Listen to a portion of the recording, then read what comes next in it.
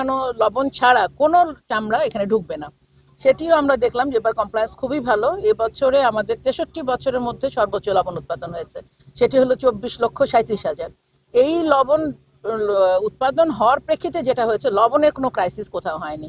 আর সমস্ত ডিভিশনাল কমিশনারদের সঙ্গে, ডিসিদের সঙ্গে আমাদের মিটিং করা হয়েছে।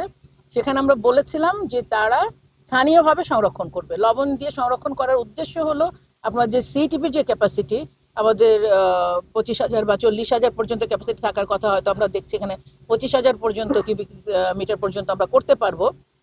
সেখানে প্রেশারটা আমাদের কম হবে। তো মহল্লা থেকে এই মৌসুমি ব্যবসা তারা কিনে, তারা তো অনেকে জানেও না যে আসলে স্কোয়ার ফিটে কত দাম হওয়া উচিত, লবণযুক্ত কত দাম হওয়া উচিত। এটি না জেনে যদি ব্যবসা করতে আসে, এবং এটি কিন্তু আপনাদের মাধ্যমে এবং আমরা বিসিকের মাধ্যমে শিল্প মন্ত্রণালয়, বাণিজ্য মন্ত্রণালয়, আমাদের ভোক্তা অধিকার থেকে এটি ব্যাপকভাবে প্রচার করেছে, এবং আপনারাও গত 7 দিন কিন্তু এই বিষয়ে প্রচার করেছেন।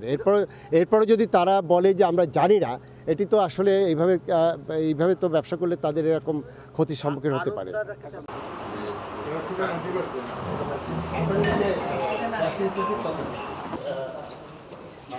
শুরু করে চামড়াটা যদি সারা কেটে যায় তাহলে তো আমার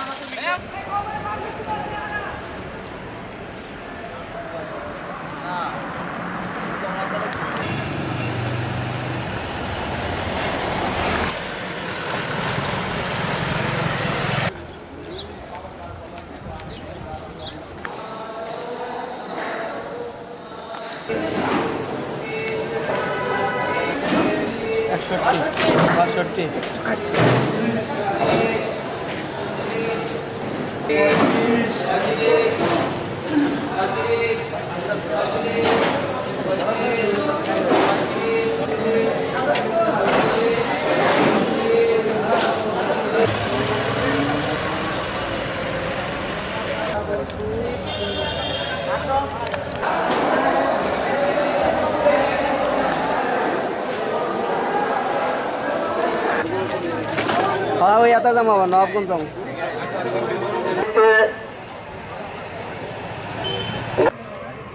আপনাদের ক্ষতি না হয় আমরা চাই